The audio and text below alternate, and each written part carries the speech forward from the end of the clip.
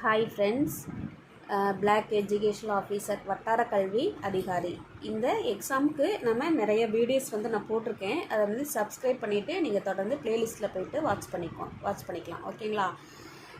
என்கிட்ட ரிப்பீட்டடாக கால் பண்ணி கேட்குறீங்க, வாட்ஸ்அப்லேயும் கேட்குறீங்க. நீங்கள் பிஓக்கு ஆன்லைன் கிளாஸ் எடுக்கிறீங்களா, நான் ஜாயின் பண்ணுறேன் அப்படின்னு சொல்லிட்டு அவன்கிட்ட ஃபோன் பண்ணி கேட்குறீங்க. ஓகேங்களா? என்னுடைய ஒப்பீனியன் என்னென்னா, நமக்கு டூரேஷன் ரொம்பவே கம்மியாக இருக்குது. இப்போ நோட்டிஃபிகேஷன் வந்துருச்சு, இப்போ நவம்பரில் வந்துருச்சுன்னா நமக்கு மார்ச் இல்லைனா எலெக்ஷனை பேஸ் பண்ணி நமக்கு ஒரு ஃபிப்ரவரி இல்லைனா கண்டிப்பாக மார்ச் எக்ஸாம் முடிஞ்சிடும்.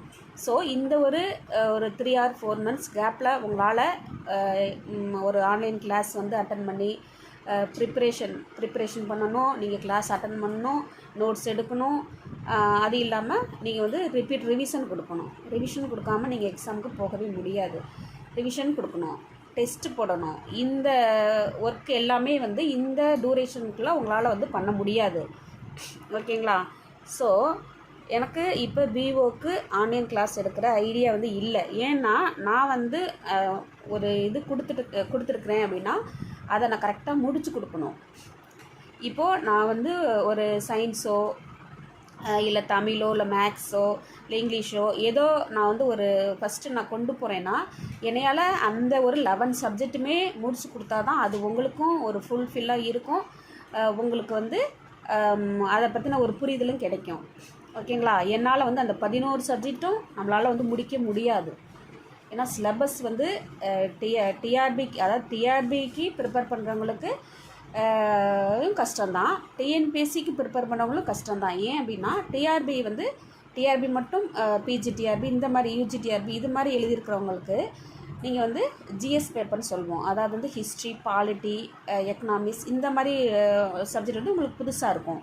அதேமாதிரி டிஎன்பிஎஸ்சி மட்டுமே படிச்சிருங்கவங்களுக்கு, ப்ரிப்பேர் பண்ணியிருக்கவங்களுக்கு உங்களுக்கு மற்ற, அதாவது சைக்காலஜி மற்ற சப்ஜெக்ட் உங்களுக்கு கஷ்டமாக இருக்கும்.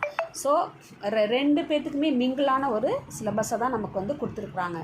அதனால் என்னுடைய ஒப்பீனியன் நீங்கள் எந்த ஒரு இன்ஸ்டியூட்டோ இல்லை அகாடமியோ நீங்கள் இது மாதிரி நாங்கள் ஆன்லைன் கிளாஸ் எடுக்கிறோம் இல்லை ஆஃப்லைன் கிளாஸ் எடுக்கிறோம் அப்படின்னா உங்களால் மேனேஜ் பண்ண முடியும், என்னால் கிளாஸும் அட்டன் பண்ண முடியும், என்னால் படிச்சுக்க முடியும், அதேமாதிரி டெஸ்ட்லாம் போட முடியும் அப்படின்னா நீங்கள் தாராளமாக போய் ஜாயின் பண்ணிக்கலாம். ஓகேங்களா?